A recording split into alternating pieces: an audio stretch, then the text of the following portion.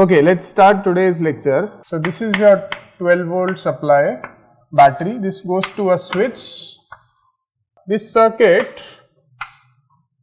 goes to a electromagnet, which then connects to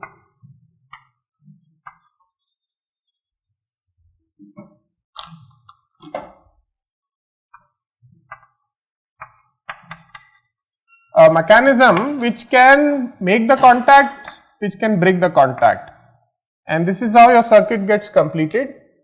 And here you have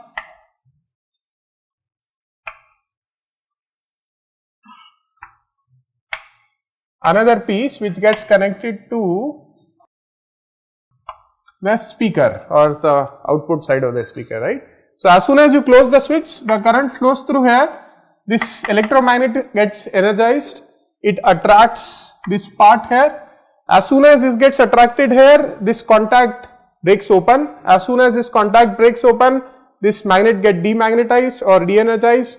It again goes back. There is assumed there is some spring mechanism to take it back. It again goes back. Again, once it goes back, this contact gets made.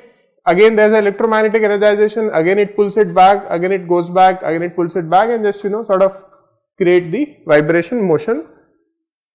It's like oscillator, but it's like some sort of electromagnetic oscillator. You can think of it that way, right? This oscillation happens at a frequency about 300 to 500 hertz. So very low frequency, 300 to 500 hertz, right? Very low frequency, but not as low as what, let's say, we can perceive it using the eyes, but still much lower. Especially now we are talking about kilohertz and megahertz of frequency, right? So some of the scooters would have this high pitch noise or high pitch this thing could be higher frequencies. Some of the other vehicles would have lower sort of sound, maybe at lower frequencies, and so on.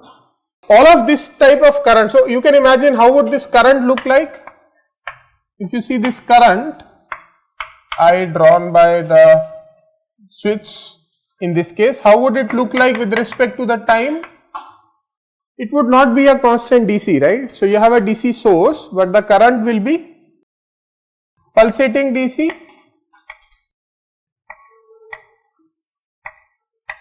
right? And maybe turn off completely when the switch is off. Whenever you turn on the switch, it is on off kind of thing. Is that correct? Because whenever this contact gets made, there is a current. Whenever it opens, there is no current. And this is, what is the frequency of this? This is 300 to 500. So the same frequency at which your speaker is oscillating. Is that okay? Right? So there are all sort of different types of load which are there on board, and they all run through this 12 volt battery. Now battery is a very in a way very nice person, because it does not crib too much. You are drawing this load, no problem, I would still maintain my voltage to be more or less at 12 volt. Of course, it is not exactly 12, it varies between, let's say, 12 to 14, but more or less it maintains the voltage and your sort of vehicle works, right. Question is, why are we talking about here? We are talking about this topic here is because there is a DC to DC circuit involved in this. Where is the DC to DC? Can anyone see? The DC to DC comes into picture not in this case, but in the case we talk about. So this is an, let's say, an ICE system. If we talk about EVs, you have a DC to DC in picture. Why is that? Because in electric vehicles, you would usually either not have this 12 volt battery, or you would not have the engine which is effectively powering up this 12 volt battery, right. So either you don't have engine, of course, or sometimes there is not even this 12 volt battery, right. So you have, in two wheelers you would usually have 48 volt batteries, right. If you are talking about four wheelers, you would have 400 volt batteries. Now the question is, you don't have 12 volt battery, but you still have a battery on board. Now if you want to run this horn, you want to run the lights, you want to run the infotainment system, sensors, everything, can you run it using these voltages? Let's say if you talk about two wheeler, this is electric two wheeler, this is electric four wheeler, right. Let's just for the timing, let's focus on two-wheeler. So you have 48 volt on a scooter, electric scooter. Can you use that 48 volt to run your speaker, horn? Can you use that? Because you no longer have this 12 volt battery on scooters, right? You only have this 48 volt battery now. Yeah. And has anyone sort of used an electric scooter? How many of you have used an electric scooter? Okay. Does it have a horn? Doesn't have a horn? Does it have a horn? It has a horn, right? So how does it work? Any guess?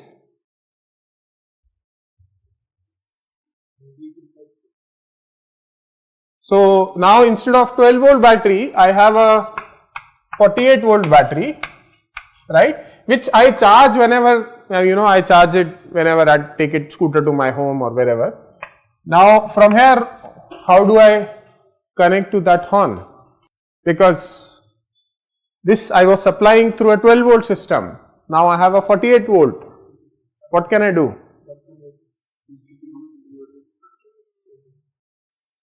Got it right. How many of you say DC to DC buck converter? Okay, that is one option, of course. So you can use a DC to DC buck converter,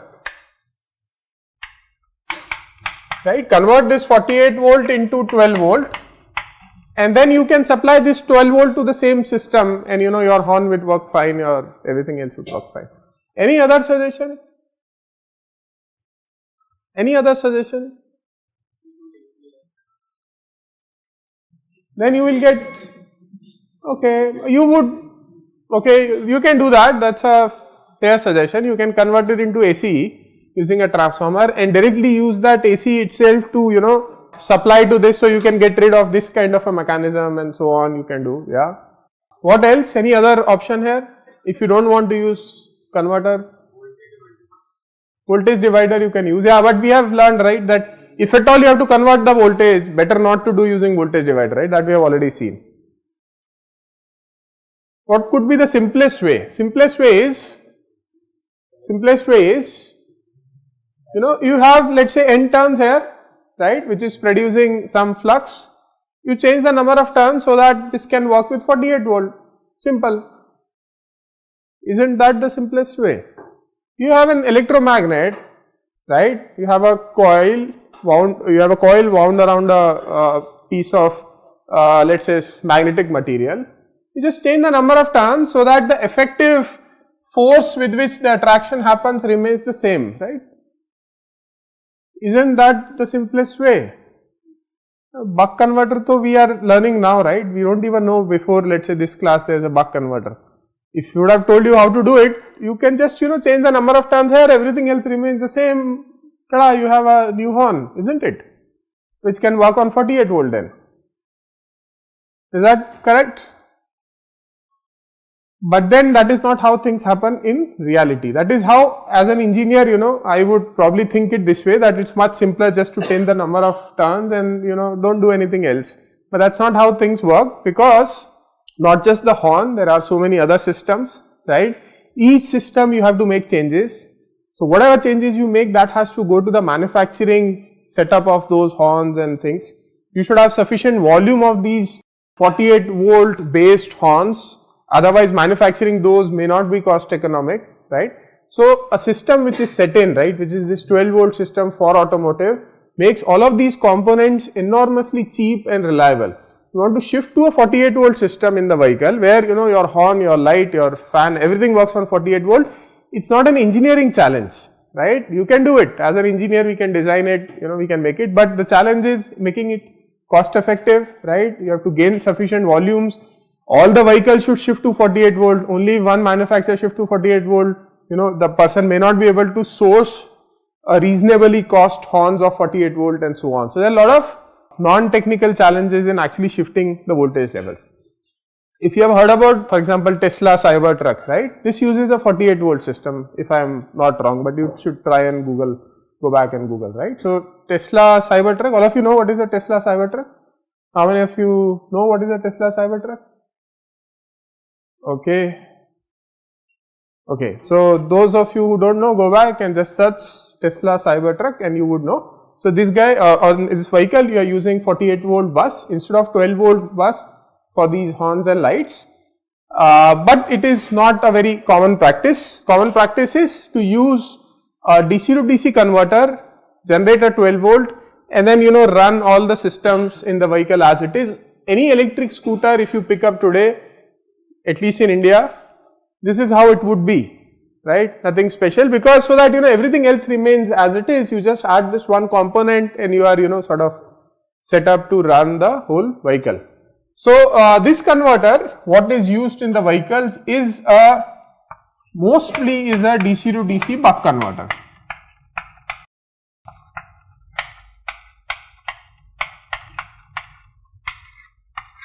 Okay, any doubts so far? There are challenges in that also. Your cost will go up. Finally, if you see everything gets driven, cost is a major driving force, right? So cost goes up, you have to do tapping at different values, you have to do balancing of those major block of batteries, so a lot of other issues may come up, but of course it's possible, it's not impossible. Okay, so now the question is, if you can use a buck converter to run all of these things, how does it practically work? So you have a 48 volt system and sorry, you are drawing buck converter.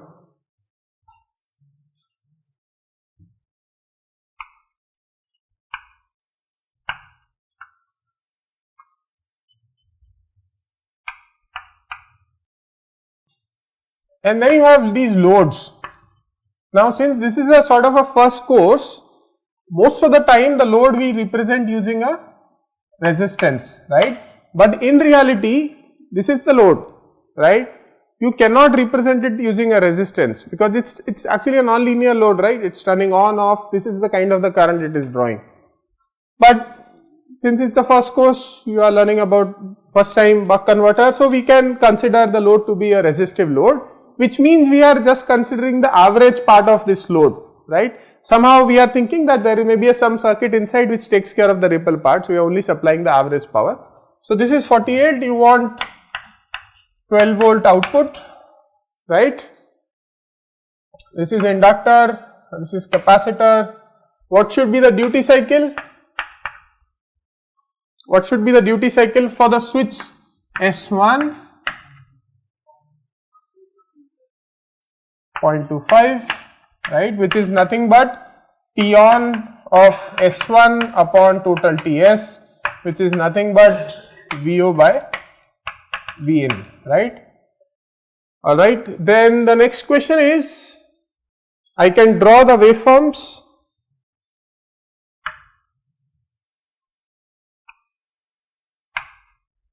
When S1 is on, now let us try to draw almost based on D equal to 0.25 so that you get a better picture. So this is 1, 2, 3, 4.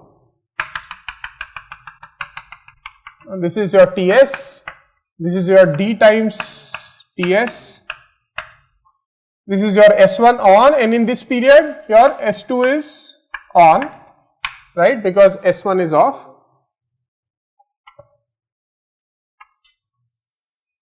If I draw the inductor current IL,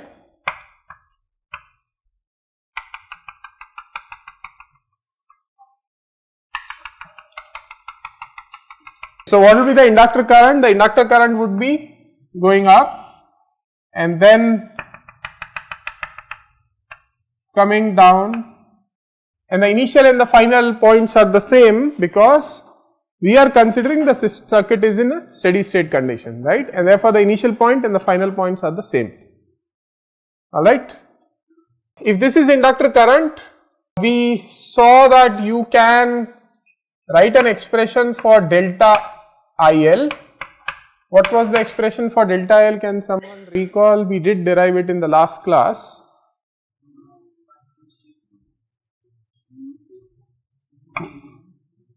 Okay, one of you. 1 minus D into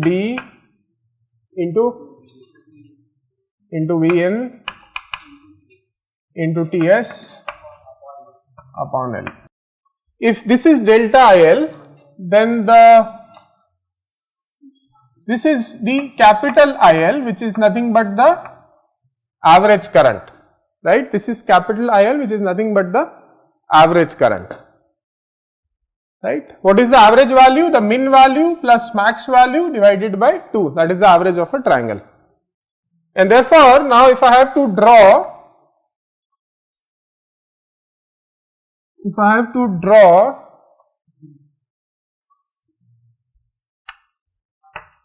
capacitor current, right?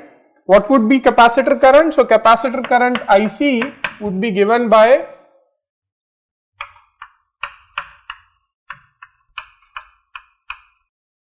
IL minus IR, right? IC would be given by IL minus IR. Since this voltage is almost constant, IR is almost constant, and last time we saw that the average current in the capacitor is 0. So, therefore, the average of current in this resistance is equal to the average of current coming from the inductor.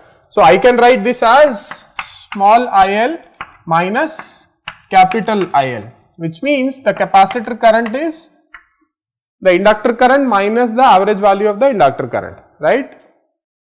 That means all the ripple component in the inductor is what is going to go in the capacitor. Is this last equation okay?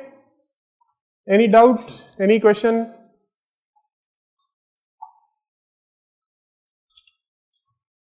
Okay. So, if I start at t equal to 0, right, you see if I subtract blue minus the yellow, blue minus yellow, it would be little bit negative, right. This is the place where I will have the 0 crossing, that means 0 crossing means where the current is 0, because blue is equal to yellow, and then it will rise further up, and again this is a point where I will have another 0 crossing, and it will further go down and to similar value. Right? That is how the capacitor current would look like. Is that okay? Any doubt? Yeah, of course this point and this point is the same. This is almost straight line. We have assumed all the components to be ideal, so all these slopes are almost straight line slopes, right? No saturation, no resistance in series. What is this point? This is nothing but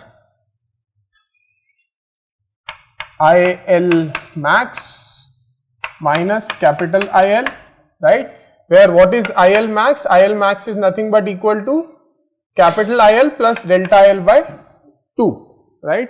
Similarly, you know the minimum point also. So, you know these points, you know all the x-axis points. This point where the capacitor current is at peak is D times Ts, where the capacitor current is crossing 0, that point is, what is that point in time? What is time here? What is the time at which the capacitor current is crossing 0? This point, right? If you see that the top is delta L by 2, the denominator is, the bottom is also delta L by 2, so that these two are equal, the slope is equal, so the time is also must be equal of these two sections. So, this is delta I by 2, this is dTs by 2, this is dTs by 2. So, therefore, the 0 crossing happens at dTs by 2. Is that okay? Not okay? Similarly, this another 0 crossing point, what is this point? What is t at this instant? What is t at this instant? So, again, you know, this part is same as this part, although it does not look like that way, I have drawn it little bit, but it is, this part is equal to this part because this is average line from the middle, slope is the same. So, therefore, this is equal to this. So, if this total is 1 minus d times Ts, each of them is 1 minus d times Ts by 2. So, therefore, time at this instance will be equal to d times Ts, which is up to this point, plus 1 minus d times Ts by 2. So, if you add this, what will you get? 1 plus d times Ts by 2, is that correct? Yeah.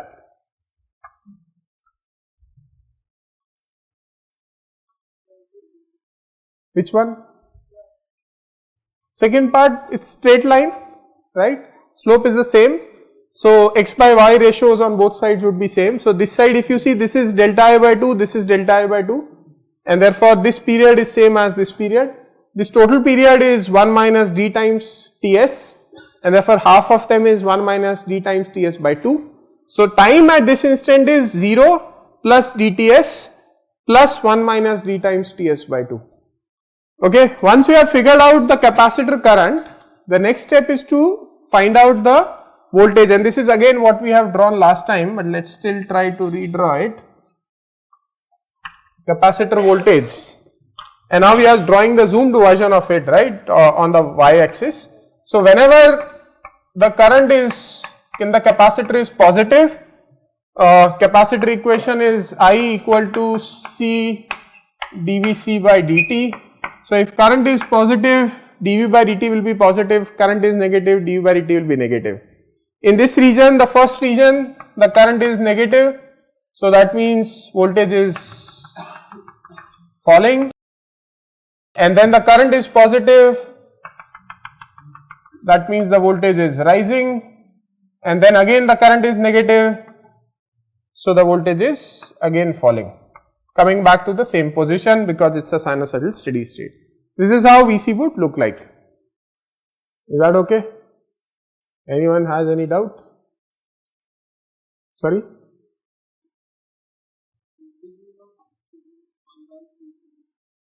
Is the integral of IC correct? No, if the current is negative, the voltage will not be negative. The derivative voltage is negative, right? So that means the slope of voltage is negative. The voltage itself need not be negative. It could be not, right? But what we know from this equation is definitely the slope is negative. You don't know the C, right, plus C. If you do an integral plus C, right, so this is the C. So the C is actually very large enough. We have drawn a zoomed version of it.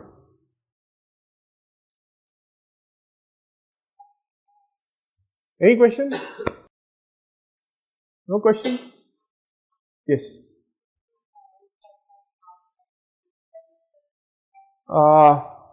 This one, why is it at half time? Okay. Draw it on this side, and then we can see it a little bit more carefully.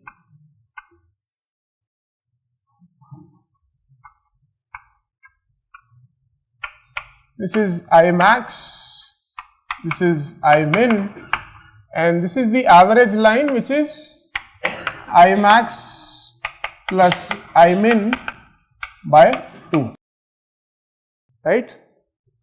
This instant is d times Ts, this instant starting from t equal to 0 is Ts, right.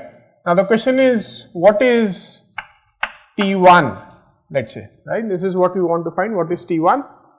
So assume this guy has a slope m, right. So y upon x is m, so m is nothing but equal to y, which is I max minus the average value, which is I max plus I min upon 2, right.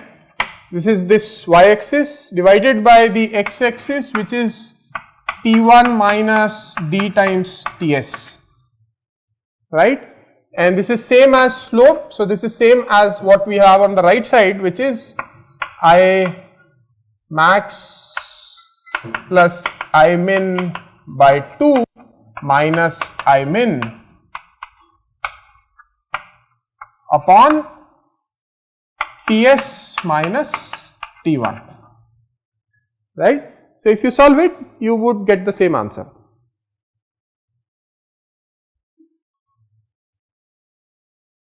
Okay. Okay, then can you do one thing, since now you know how you got this waveform, can you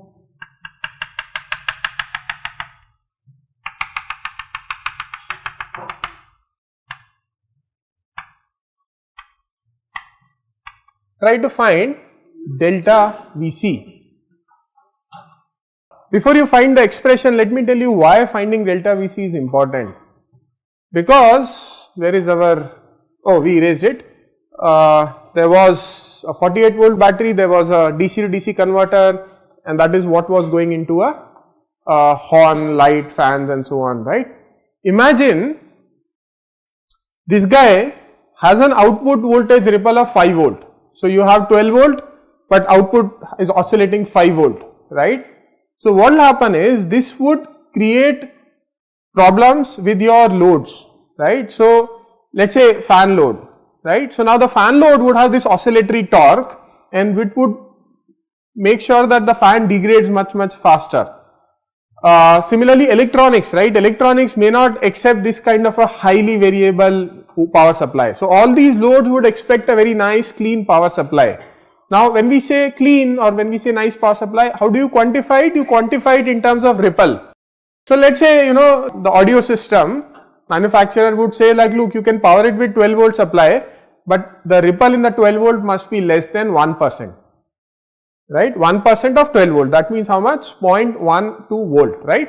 So this delta Vc should be less than 0.12 volt, and therefore when we understand these circuits, when we use this circuit, it becomes very important to find out this delta Vc and how this delta Vc depends on different circuit parameters, so that we can tune those and we can bring the ripple within 1%, which is required by the load. So can you go ahead and find the expression for this delta Vc? Use this basic equation, try to find from which point to which point you need to integrate it, and I think that is it. It would not take much effort after that to get the expression. Anyone, any guess? So she is asking that whether value of Vc at t equal to 0 and t equal to Ts, would it be same? Yes? Why? Why would it be same? Bol bhai. Sorry? Steady state, na? So assumption is steady state. So go ahead, can you guys solve for delta Vc now? Solve for delta Vc by integrating I equal to C dU by dt. So I is equal to C dVc by dt, right. You can take IC dt is equal to C times dVc and you can integrate on both sides. The objective is to get the ripple, right, and you would get the ripple if you subtract this maximum Vc with minimum Vc, right. So you want to have the ripple on the right side eventually, so you put Vc min and Vc max as the limit. Now what is the time at Vc min? The time at Vc min is nothing but dTs by 2, and the time at Vc max is 1 plus d times Ts by 2, right. Now you just need to integrate it. The only challenge, little bit of step here is C is of course a constant, so therefore integral of C dt becomes very straightforward, right. On the left side you have an integral of IC dt. IC is not a constant, right. IC is actually changing. So when you integrate from this point to this point, right, you have to find the area under this small triangle, right. You have to find area under this triangle, which you can find because you already know what is the Imax, right. You know the Imax, you know delta I, so you can find the expression for delta Vc. Can anyone find out what is delta Vc?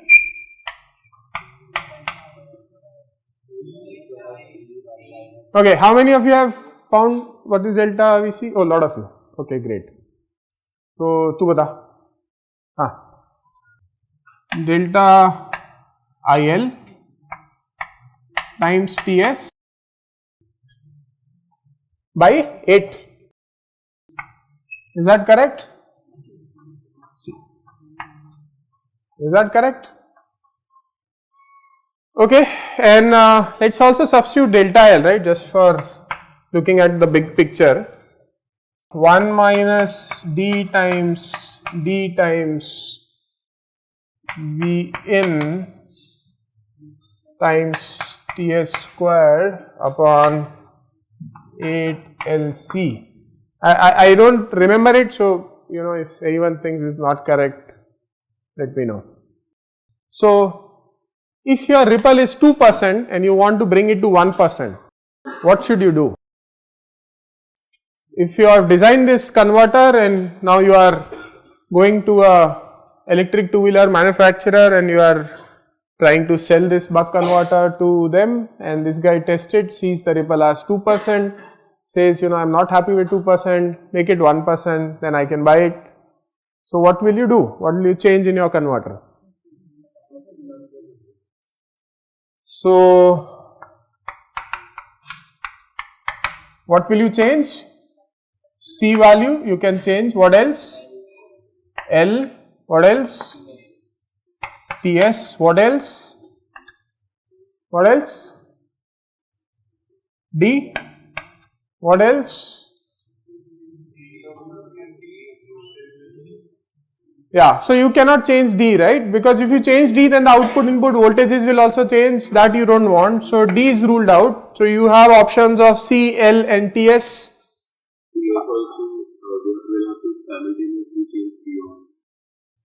Yeah, of course. So D you have to maintain constant. You can change TS if you want.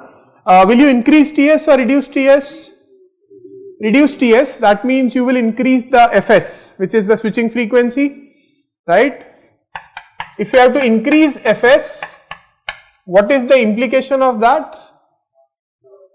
Switching losses will go up because now you are switching more frequently, right? Higher Fs means number of cycles per second. So you are switching more frequently, switching losses will go up. So maybe you would do that if you are happy with the efficiency, you are okay in reducing the efficiency a little bit, but you don't want the size to become more, then you would increase Fs. But if you are very finicky about efficiency, you cannot afford the efficiency to reduce, but you are okay in making it a little bit bigger, then either you would change the value of C or you would change the value of L, or you would change the value of both depending on the cost of those components, size of those components and so on, right. So the implication here is on size and the implication here is on the efficiency. Yeah, you can do that. You can try to find a different capacitor which gives you more capacitance with the same size.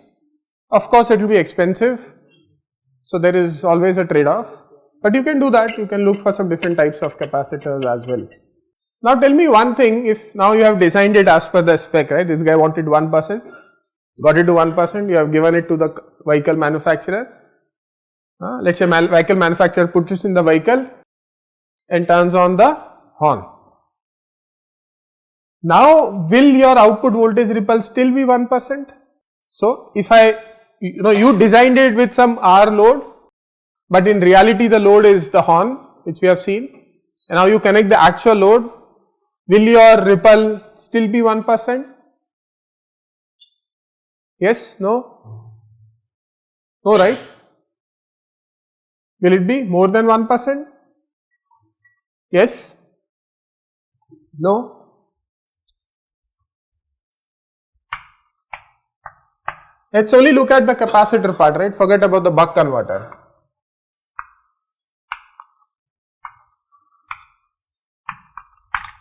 Think of the inductor as one current source and the load.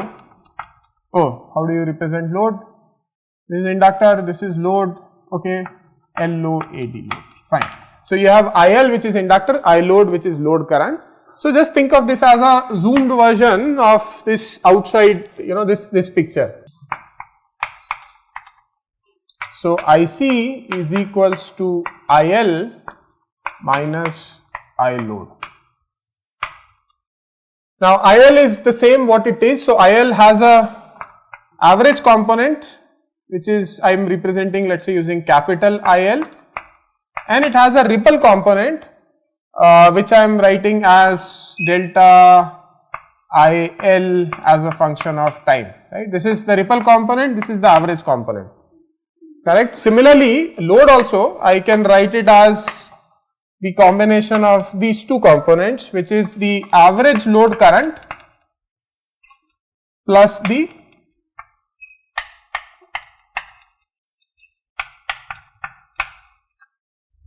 ripple load current, alright. At steady state, capacitor will not draw any average current, and therefore this average current must be equal to this average current, right, because the average capacitor current is equal to 0, and therefore these two terms must match and cancel out.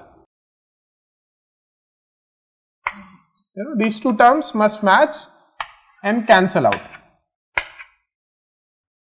If we had resistance only, then there was no this term, right, this was 0 anyways.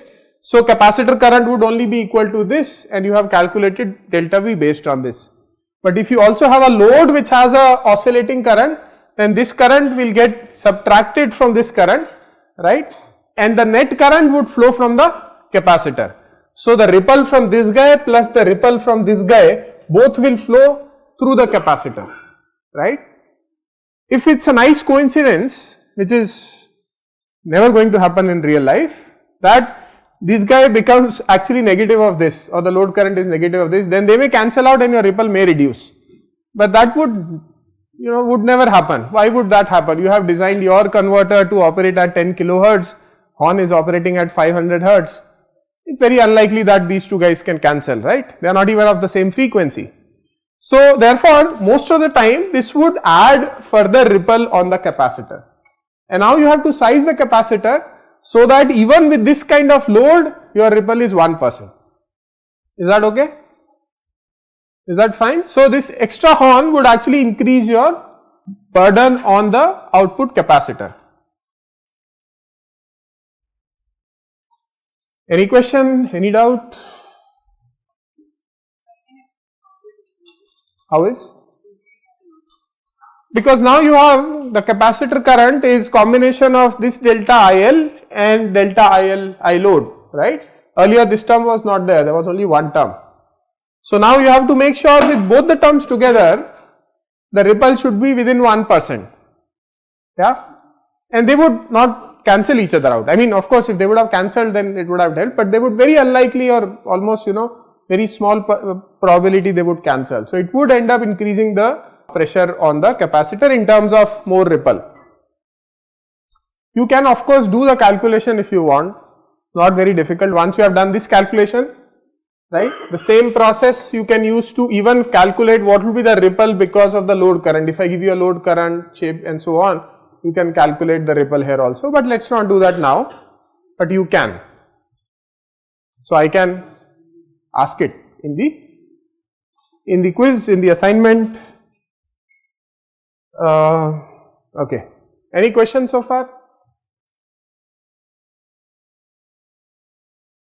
Load ripple is let us say a sinusoid of time. Now what do you mean by negative, positive? It's a sinusoid with time, right? Or it's a square wave with time. So any doubt? Analog, any doubt? Analog 1, analog 2, any doubt? So next question is that how do you get these S1 and S2, right? Because so far we have only drawn them as switches. These are not mechanical switches, these are semiconductor switches, right? So in reality these are essentially combination of MOSFET and a diode. So you can put a MOSFET here, gate, source, drain,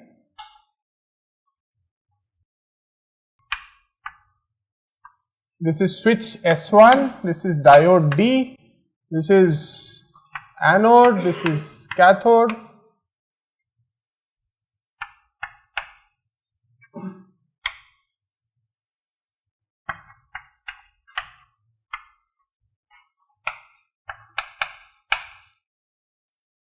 right. This is one realization, as we call it, of that circuit where you are using one MOSFET and a diode. You could have realized the same circuit by using two MOSFETs also, you could have realized the same circuit using two MOSFET plus two diode also, you could have done a lot of things. This is one realization which is the popular one. So as far as this class is concerned, let us sort of look at this particular realization and how it works. When this MOSFET is on, this channel is created, so this becomes a short circuit here. As soon as this becomes a short circuit here, the positive voltage gets applied across this terminal, this becomes positive, this becomes negative, diode is turned off. So therefore that condition that whenever switch is on, S1 is on, S2 must be off, that is sort of getting automatically satisfied. Is that okay? Whenever S1 is on, this voltage appears here, the diode becomes reverse bias. Whenever the switch MOSFET is off, this channel is off, the inductor still requires a path for the current to flow through, and this we have discussed in the previous lecture. It cannot flow through this channel because it is off, so it flows through this diode.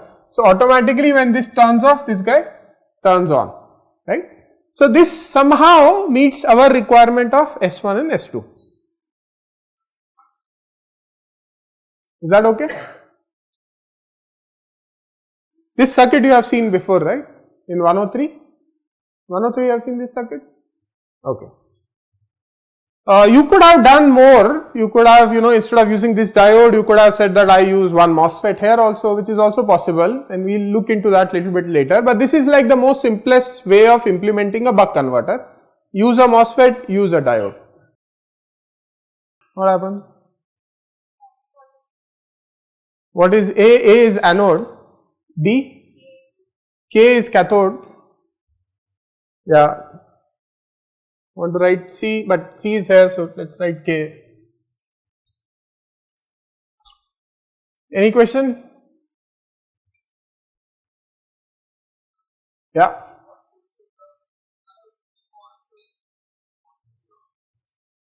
What forces the diode to be turned on when the MOSFET is off? So when the MOSFET is on, the inductor current would rise, right, as it does here. And now when you turn off the switch, there is a positive inductor current, and then what? And that current will force that diode to turn on. Why would that happen? Because if the diode does not conduct, then the voltage across diode would be infinite in the forward bias, and therefore it would actually not reach infinite ever, but it would in a way turn on the diode, ending up turning on the diode. So as soon as this switch is off, this inductor will flow through this diode. This is something which we discussed in first class. Do you guys remember anyone? Anyone remembers that? No? So we were discussing, right, the diode gets, this was my question, the diode gets turned on because of voltage or current, right.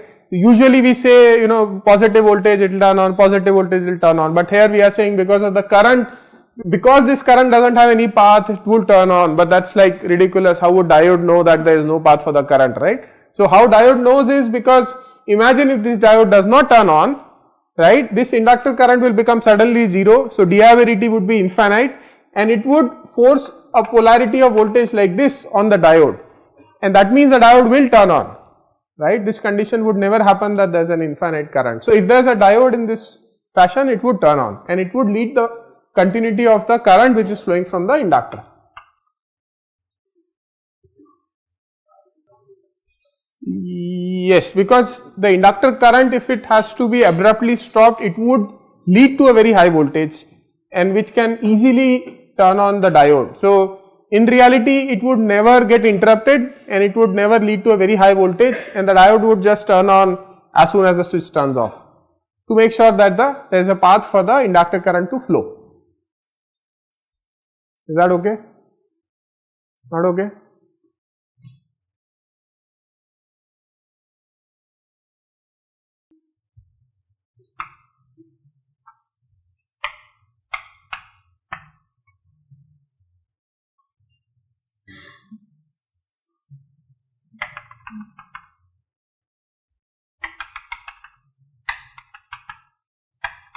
Same case, D equal to 1 by 4. This is the inductor current, and this is the average value of the inductor current.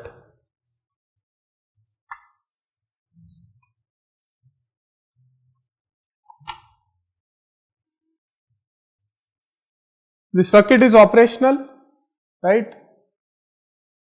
Perfectly working fine. Your vehicle, let's say lights are on. lights are, you can sort of model it as more or less resistive or rather a continuous current. So, there is a continuous current which is flowing in the load and your converter is working fine. What if the load resistance increases?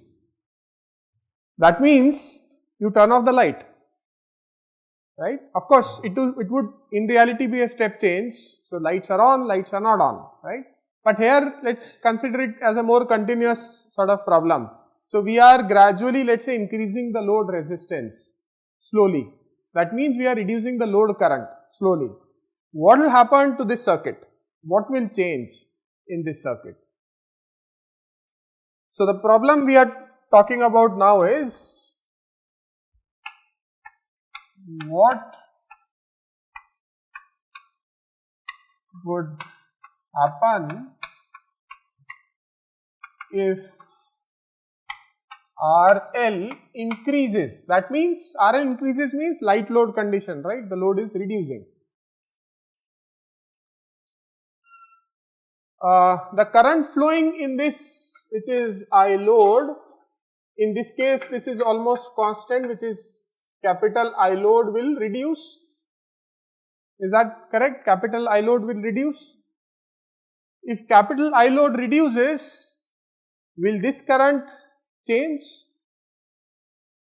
This current will also change because capital I load is nothing but equal to the average of the inductor current, and therefore if this average current reduces, this average current also has to reduce. So what will happen? Your inductor current average will shift down with a new value of average. Let me call it IL1. Everything has shifted down. Does the output voltage also change? The output voltage expression, the output voltage, you remember the expression, right? Will that also change? No, because that was V out by V in is D, we are maintaining the same D, so it remains the same. Is that okay? So going from R0 to R1, your IL reduces, your VO remains more or less constant. Is this part okay? Not okay? Anyone wants me to repeat this part? Which part? Go ahead, which part should I repeat? Okay, so the average load current changes, right? The average load current changes, that means the average current coming from the inductor also changes, right? And which is what we have drawn in this new yellow line, right? The output voltage remains the same. Let us say I further reduce RL and take it to R2.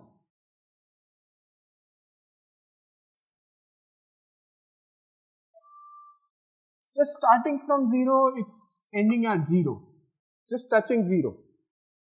This is the average component, IL2.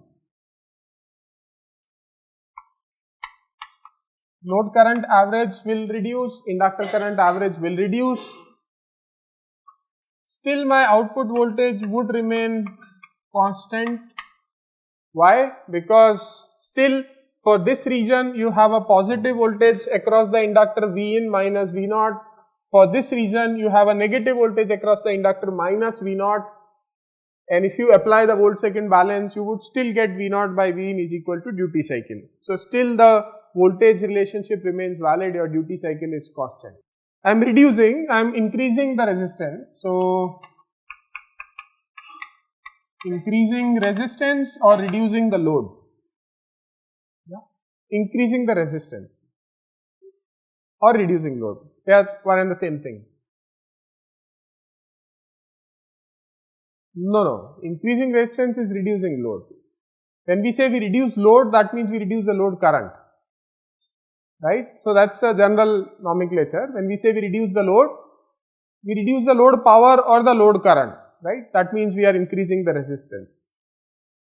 This we have been following in transformers also, right?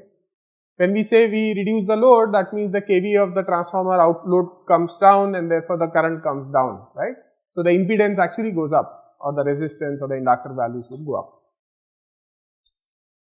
So far so good. Any doubt till R2?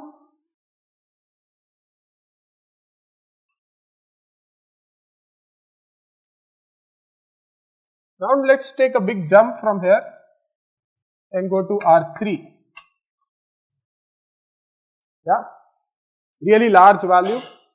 The average current has to be really small. Use a different color here.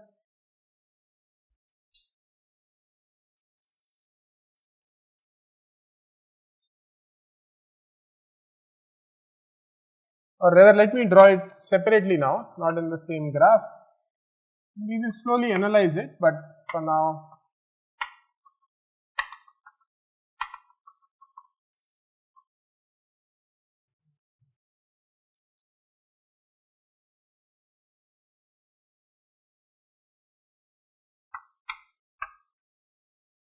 and this will continue, of course.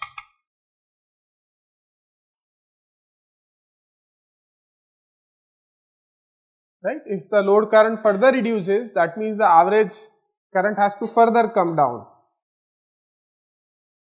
This is what would happen. When the switch is on, the current would rise, right, through the inductor. The voltage across inductor is positive. When the switch is off, diode will start conducting, the negative voltage will appear, the current will start falling, and current will come to a point where it will become 0. And beyond which, ideally, if this would have been really a short circuit, the current would have started flowing other way around, because this is a positive, this is a voltage here, right? This is current has become 0, so now it will start flowing in the reverse direction. If this would have been an ideal switch or a perfect short, but because this is a diode, it would not allow the current to flow in the back direction. So after this instant, nothing will happen. So your circuit will just remain here unless the next time again you turn on the switch and then again current will start rising. So this is how the waveform would look like if you increase the resistance to a very, very large value. Roughly, right? We will quantify the slope, we will write the equations, everything, but roughly this is how the waveform would look like. Any other doubt? So what she is saying is how would, let me sort of explain this part again. So this switch is on, right? S is on. What is the voltage across inductor? Voltage across inductor is Vin minus Vo, positive. So the current slope is positive, current is rising, all okay. I turn off this switch, the current slope becomes negative, VL becomes equal to minus V0, slope becomes negative, current starts falling, current is still in this direction but now falling. At one point current becomes equal to 0, let me call it as some T alpha. At T alpha current becomes equal to 0. After this, the current will have a tendency to start flowing back again, because this is a voltage, let us say this is 12 volt, there is an inductor here. If this is a short circuit, the current will start flowing in the negative direction, but because this is a diode, it would not allow to do that. So therefore there is no other option but the current would remain at 0 till again in the next cycle your switch turns on. Is that okay? If we would not have used the diode, if you had used the same circuit here, what would happen? The current would have started flowing in the negative direction. But this is not a real circuit for now, so let us now first look at the diode. So diode will stop conducting, will not allow the current to flow through in the negative direction. No, so this is how the inductor current would look like. It will not go negative, it will never go negative. It will only remain positive. What difference in the? Yeah, because this diode cannot allow negative current, right? As simple as that. If you had an ideal switch, current can be positive, current can be negative, anything is fine. Diode would never allow a current to go in the negative direction.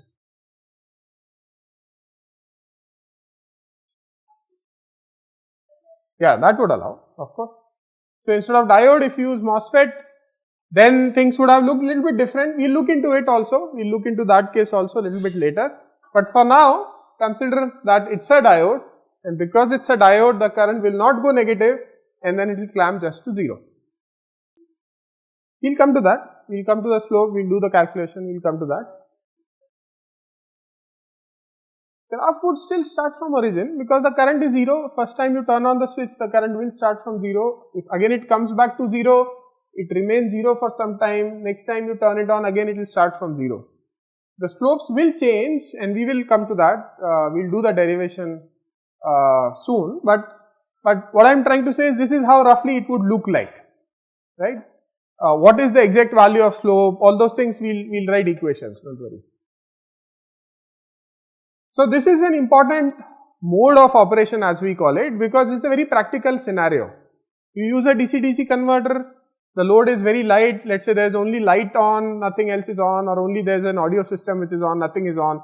The converter is operating at a very light load condition, and this is the kind of waveform which would be there in that case. So there are names of these conditions. What are those?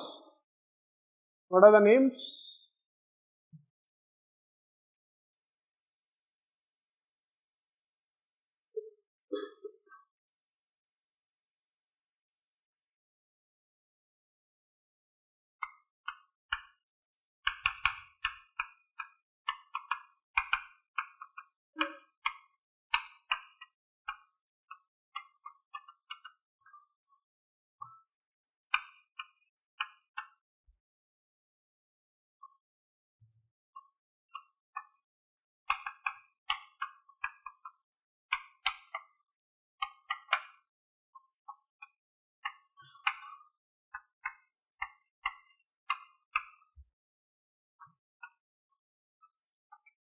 Right, we call it CCM or DCM. CCM stands for continuous conduction mode, which was the case with R0, R1.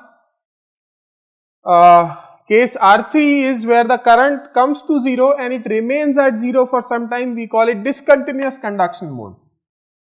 So discontinuous conduction mode means the current should touch 0 and should remain at 0 for some finite duration. We start calling it discontinuous conduction mode. So IL is 0 for finite time. This is the condition for discontinuous conduction mode, or rather if that happens, we'll name it and we'll call it DCM. The first case where the current is continuous, it means it's never remaining at 0 for a finite duration, we are calling it continuous conduction mode. This case, which is R2 case, which is like it's touching 0 and then it's again going up, it's touching 0 again going up, it doesn't remain 0 for a finite duration, so it's not a DCM, still touches 0, so it's not necessarily a CCM also, it's somewhere in between, we call it critical conduction mode. It's somewhere in the middle between the two, this is like a boundary of the two cases, right? Don't use the acronym CCM for this one also. We'll use CCM for this, we'll use DCM for this. This one we have to take the full name, critical conduction mode. This IL is DCM, these top ILs are CCM, and this IL2 is in critical conduction mode. Okay, so now what we'll do is next time we'll try to write formulas for these, we'll try to do some little bit of derivation, conditions and all those things, and we'll also solve the quiz paper in the class.